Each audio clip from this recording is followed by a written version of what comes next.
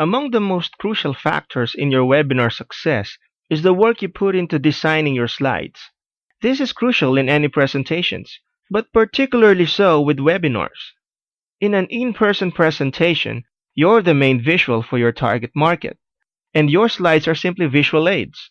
However, when it comes to a webinar, your slides aren't visual aids. They're the visuals. So put more work into them than you would with an in-person demonstration. Naturally, your slides are simply one part of what makes your webinar engaging. However, it's a really crucial factor, as your slides play such a prominent role in a webinar. In this video, we will look at how to prepare your slides for an effective webinar. This falls into two areas. Chronological sequence. Plan the flow of your presentation in a logical way. Design. Make the slides look attractive while optimizing them. All great webinars have an intro, a body, and a conclusion, so your slides will naturally follow this sequence. However, knowing that alone isn't adequate. What you accomplish in each of these sections matters. A. How to design your back-end offer. B. How to get targeted audience to your webinar. C. How to automate your webinar sessions. The intro of your webinar could only take a couple of minutes. However, it sets the scene, and your audience's expectations for the rest of the webinar. Begin with a title slide. With your webinar title, your name and your picture, and other presenters' names and pictures. Optionally, you could include additional information, like sponsor names and logos, your contact information, or logistics info about joining the webinar. A few participants will be new to webinars, so explain to them how it all works. For instance, how to ask questions, whether a recording is there, whether you'll keep questions anonymous, etc. Even if you're presenting to an audience acquainted webinars, it's worth including this.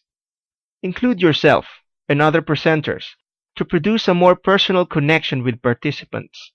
Include an overview so participants know how your content is arranged. Now comes the main content of your webinar, which takes most of the time. Naturally, the slides you produce here will depend upon your material, but it's likewise crucial to structure the slides in a logical sequence. This classic structure frequently is used in business presentations. How were things arranged in the past?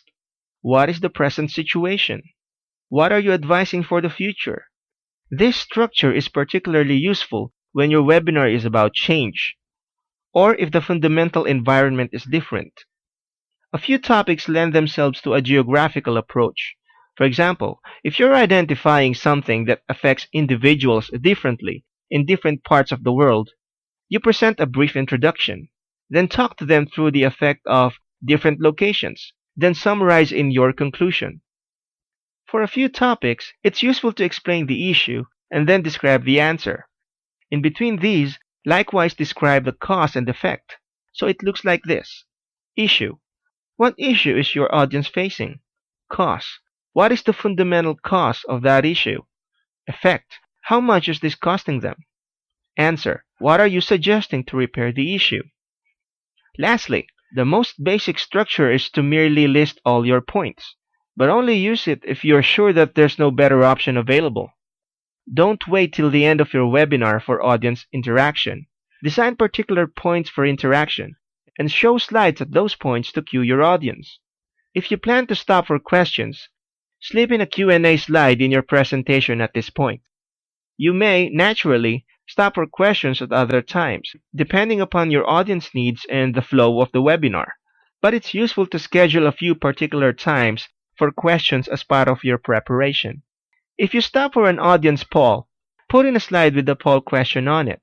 You show the slide first, concisely describe the poll, and then launch the poll in the webinar software.